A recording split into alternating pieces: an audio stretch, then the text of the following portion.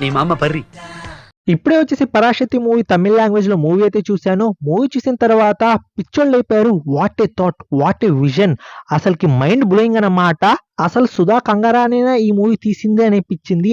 ఆ మాదిరిలో అయితే మూవీ అయితే తీశారు.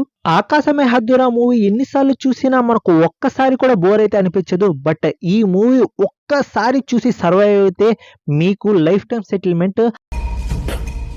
లోపలేం లేదు డొల్లా. అసలుకి ఫస్ట్ హాఫ్ చూసిన తర్వాత నాకు మైండ్ ఫ్యూజులు ఎగిరిపోయి ఎక్కడో చీరుకున్నాను రా బాబు, ఈ టార్చర్ ఏంట్రా అనుకున్నాను.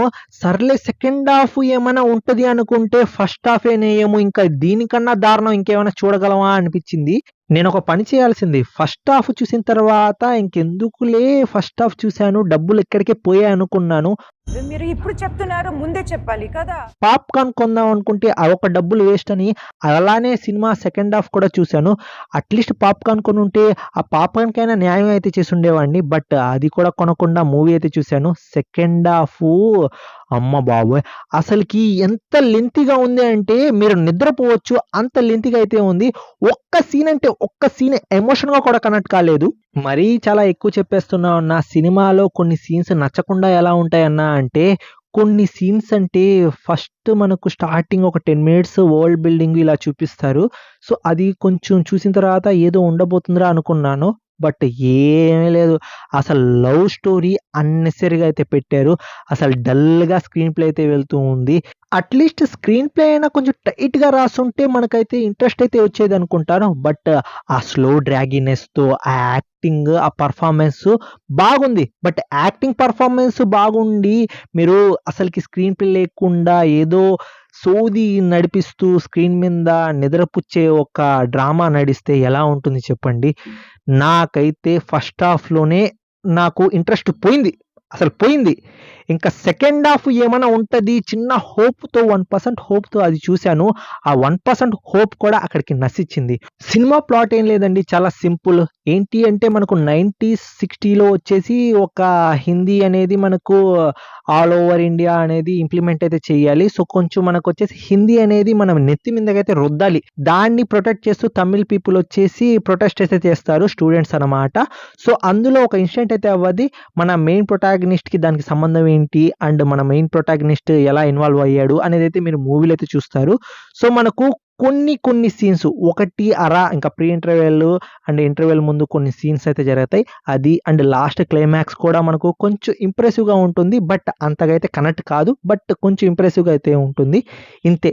ఇలా మనకు కొన్ని ఎతికితే కనిపిస్తాయి. And Jayam Ravi villain character ఇలా మనకు పర్ఫార్మెన్స్ వైజ్గా చూసుకుంటే అందరూ గుడ్గా అయితే యాక్ట్ చేశారు. శ్రీలీల అండ్ మనకు శివకార్తికేయన్ లవ్ స్టోరీ అది నాకైతే వర్కౌటే కాలేదు. 1% కూడా వీళ్ళ మధ్య కెమిస్ట్రీ ఏమైనా ఉంటుందా అనిపించలేదు. ముందు వచ్చేసి మనకు సూర్య అండ్ దుల్కర్ సల్మాన్ వచ్చేసి తీసుకున్నారు కాస్టింగ్ వచ్చేసి. మనకు సూర్యకి వచ్చేసి శివకార్తికేయన్ రోడ్ అండ్ అథర్వాకి వచ్చేసి మనకు దుల్కర్ సల్మాన్ రోల్ అయితే తీసుకున్నారు. బట్ వాళ్ళు వచ్చేసి సేఫ్ అయితే అయిపోయారు.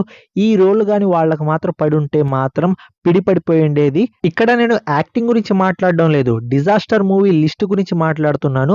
సూర్య అండ్ దుల్కర్ సల్మాన్ సేఫ్ అయిపోయారు డిజాస్టర్ మూవీ నుండి.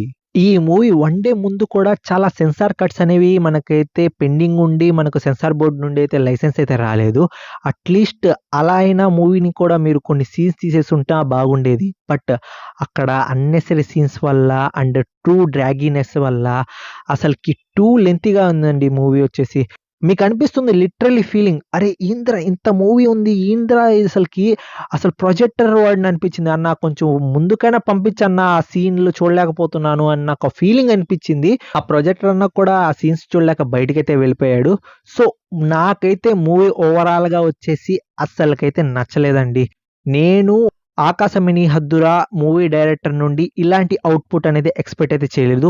నిజం చెప్తున్నాను కదా, ప్రొడక్షన్ వాల్యూస్ బాగున్నాయి, కాస్ట్యూమ్స్ బాగున్నాయి, పర్ఫార్మెన్స్ బాగుంది, అన్నీ బాగున్నాయి. బట్ మనకు స్టోరీలో పొటెన్షియల్ లేదు. ఆ స్క్రీన్ ప్లే చాలా డ్రాగీగా ఉంది అండ్ టూ లెంతీ లాగా మూవీ అయితే అనిపించింది. ఒక డ్రామా జరుగుతున్నప్పుడు 1% కూడా ఎమోషన్ కనెక్షన్ అయితే లేదు. ఇలా నాకు మూవీ ఓవరాల్గా చూసిన తర్వాత మూవీ నాకైతే అంతగైతే నచ్చలేదు. ఎవరైనా మూవీ చూస్తుంటే ఖచ్చితంగా కామెంట్ రూపంలో తెలియజేయండి మీకు మూవీ ఎలా అనిపించిందో.